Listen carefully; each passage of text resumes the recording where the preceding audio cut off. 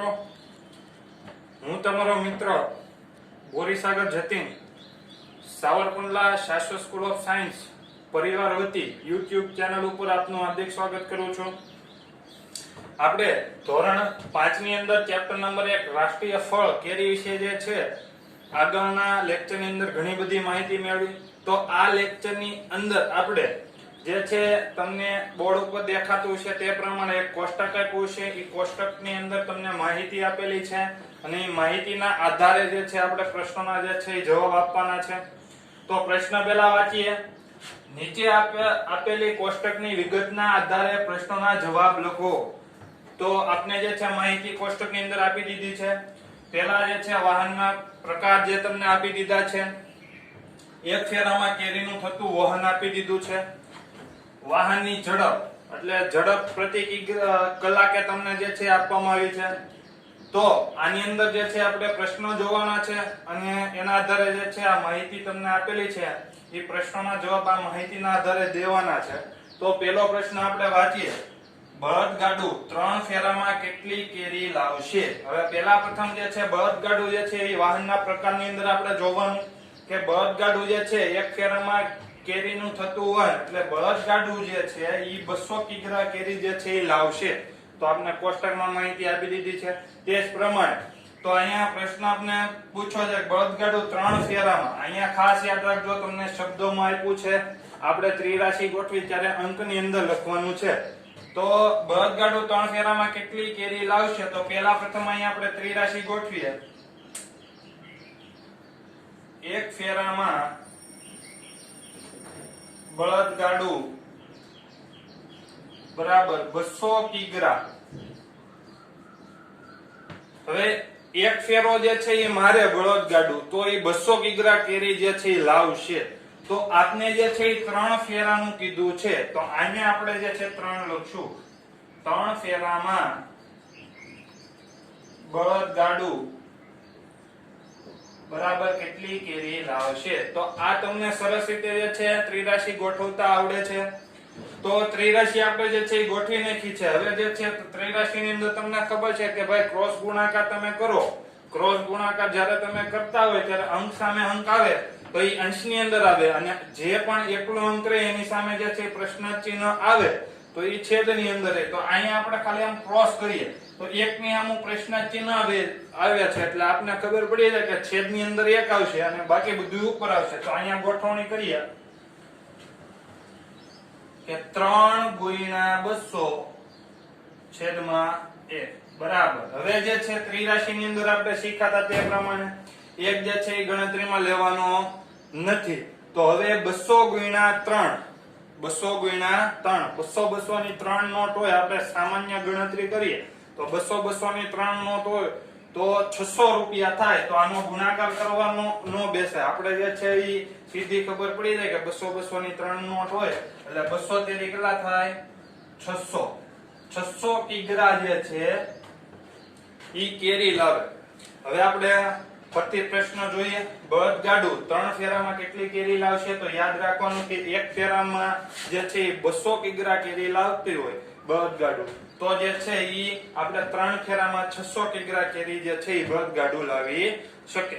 ચાલો આ પહેલો આપણે પ્રશ્ન સરસ રીતે સમજાઈ ગયો છે. હવે બીજો જોઈએ. તો હવે જે છે ટ્રેક્ટરનું કીધું છે. ટ્રેક્ટર 5 ફેરામાં કેટલી કેરી લાવશે? પેલો જે છે એવો જ છે. વાહનનો પ્રકાર જે છે એ બદલાઈ ગયો છે. અહીંયા બળદગાડું હતું અને અહીંયા જે છે ટ્રેક્ટર છે. તો અહીંયા જે છે 5 ફેરામાં આપને કીધું છે. 5 ફેરામાં તો આપણે ત્રિરાશી ગોઠવશું આ જ પ્રમાણે કે એક ફેરામાં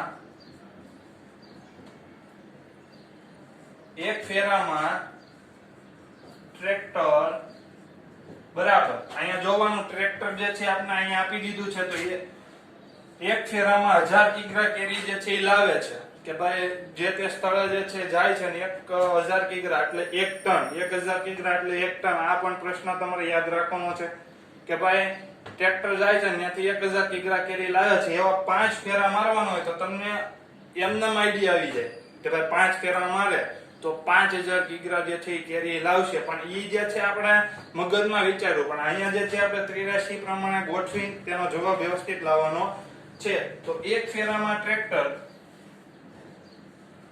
1000 કિગ્રા જે છે એ કેરી લાવે છે. તો આપણે જે છે 5 ફેરામાં કીધું તો અહીંયા જે છે આપણે 5 લખશું કે 5 ફેરામાં ટ્રેક્ટર બરાબર કેટલી કેરી લાવશે.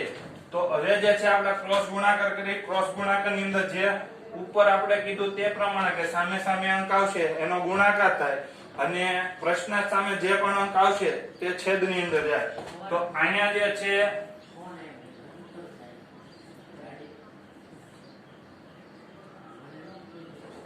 આવી રીતે જે છે આપણે ગોઠવણી કરી કે ભાઈ 5 સામે 1000 છે એટલે અંશની અંદર આવશે અને 1 સામે પ્રશ્નાર્થ ચિહ્ન છે એટલે છેદની અંદર આવશે. એક જે છે એ ગણતરીમાં નથી લેવાનો તો 1000 ની 5 નોટ 1000 ની નોટ અટાણે નથી આવતી પણ પેલા આવતી. પણ આપણે વિચારવાનું છે કે 1000 ની 5 નોટ હોય અથવા 5 રૂપિયાની નોટ 1000 હોય તો કેટલા રૂપિયા થાય તો ખબર પડી જાય આપને કે 5000 અને અહીંયા એકમ કિગ્રા લખવાનો છે.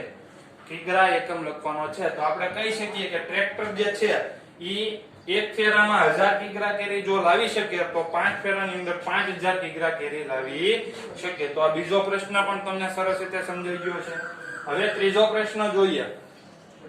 છકડો રિક્ષા 4 કલાકમાં કેટલું અંતર કાપશે. હવે જે છે અંતર વિશેની માહિતી આવી. તો પહેલા પ્રથમ જે છે આપણે કોષ્ટક આપણે એક ફેરામાં જે તે વાહન જે છે એ કેટલી કેરી લાવી શકે અથવા મૂકી શકે. આપણે લાવવાનું કીધું કે પ્રશ્નો જોયા. તો હવે જે છે ઝડપનું પૂછે કે ભાઈ વાહનની ઝડપ પ્રતિ કિગ્રા કલાકે જે છે એ કેટલું અંતર કાપી શકે જે તે વાહન.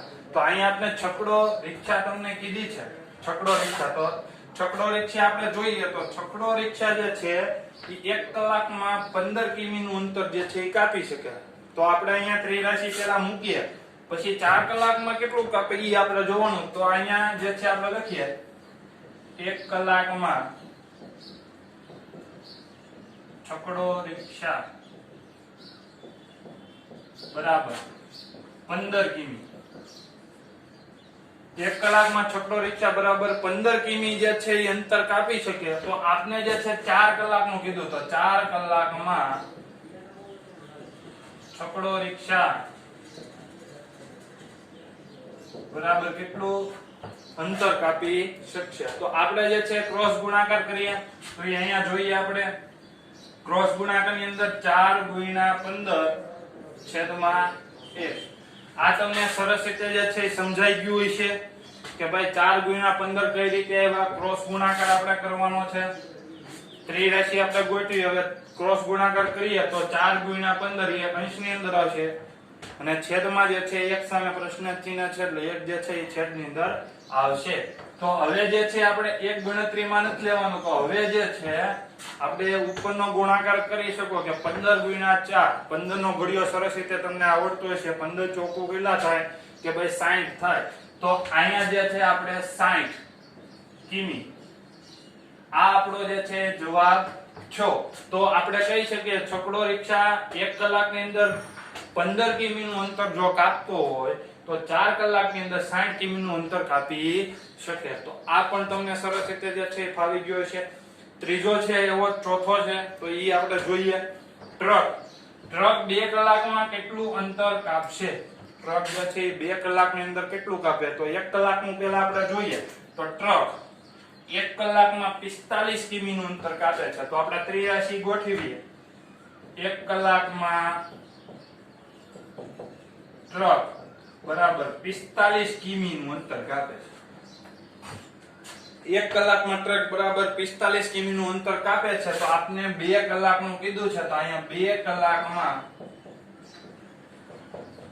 ટ્રક બરાબર કેટલા કિમી નું અંતર કાપી શકે. હવે જે છે ક્રોસ ગુણાકાર. ક્રોસ ગુણાકારની અંદર આપણને ખબર છે કે અંક સામે અંક આવે તો અંશની અંદર આવશે અને અંક સામે જો પ્રશ્નાર્થ ચિહ્ન આવે તો એ છેદની અંદર આવે. તો 2 ગુણ્યા 45 છેદમાં 1.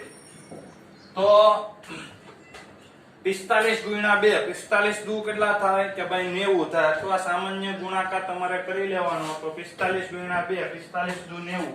તો અહીંયા 90 કિમી 90 કિમી નું અંતર જે છે એ કાપી શકે. તો આવી રીતે જે છે તમને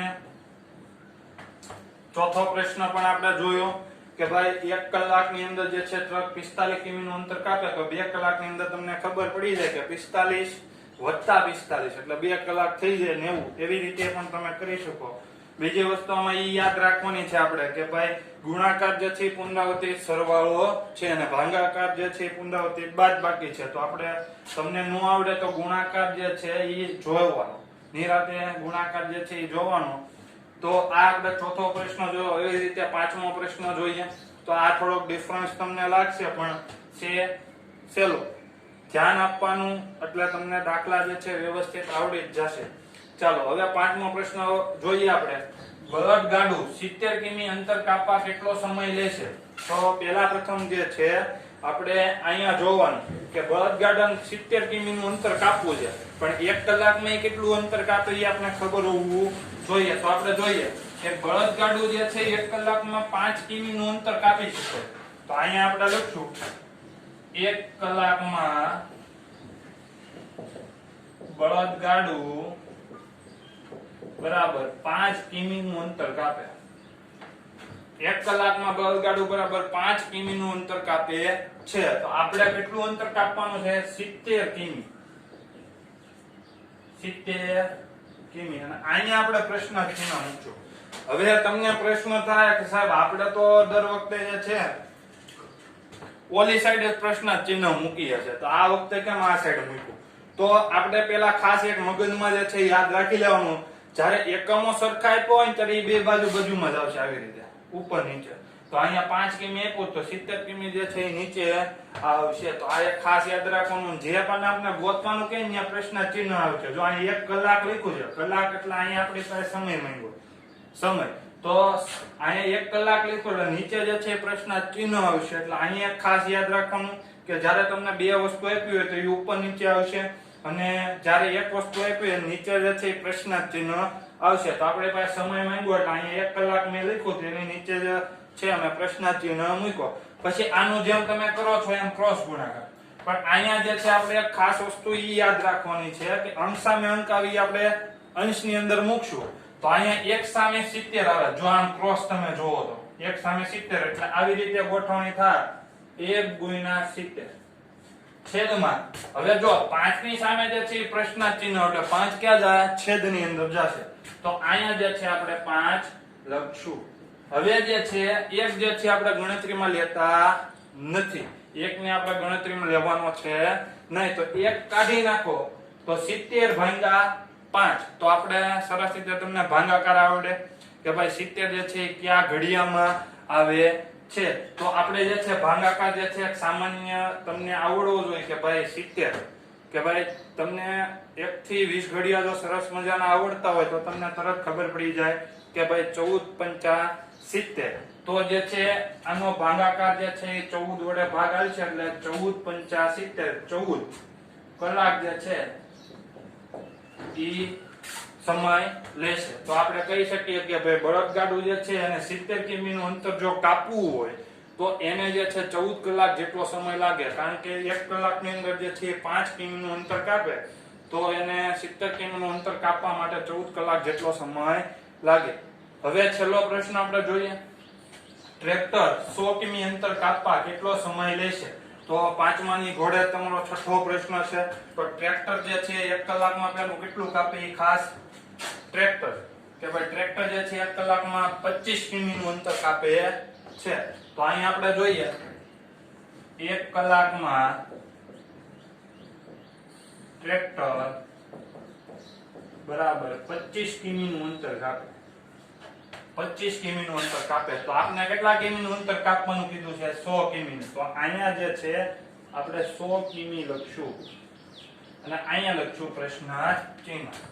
તો હવે તમને સરસ રીતે ગોઠવણી તો આવડે જ છે. તો હવે આપણે સામે સામે અંક ક્યાં ક્યાં આવે છે કે ભાઈ 1 અને 100. તો એ અંશની અંદર લખશું આવી રીતે. નીચે હું લખશું 25. તો 100 ભાગ્યા 25 જે છે તમે કરો એટલે 100 ના જે છે ઈ તમારે 25 ભાગ પાડવાના છે. તો તમને ખબર પડી જાય કે ભાઈ 25 ના ઘડિયામાં 100 ક્યાં આવે કે 25 એકા 25, 25 દુ 50, 25 તેરી 75 ને 25 ચોકુ 100. તો આ એક ખાસ યાદ રાખવાનું કે 25 ચોકુ 100 થાય. એટલે આ જે છે 25 ચોકુ એટલે અહીંયા આવશે 4 કલાક. તો 4 કલાક જે છે ઈ તમારો જવાબ આવે. તો આપણે કહી શકીએ ટ્રેક્ટર જે છે 1 કલાકની અંદર જો 25 કિમી નું અંતર કાપી શકતું હોય તો બીજા કલાકે જે છે ઈ 50 કાપી નાખ્યું હોય, ત્રીજા કલાકે 75 કાપી નાખ્યું હોય, ચોથા કલાકે જે છે 100 કિમી નું અંતર કાપી શકે. તો આપને પૂછો તો એ પ્રમાણે આપણે કોષ્ટકના આધારે પ્રશ્નના જવાબ જોયા. તો આ લેક્ચર જે છે આપણે અહીંયા સુધી રાખીએ. નેક્સ્ટ લેક્ચરની અંદર આપણે જે છે વધારે પ્રશ્નો જોવાના છે. તો આ લેક્ચર અહીંયા સુધી રાખીએ. જય હિન્દ, જય ભારત.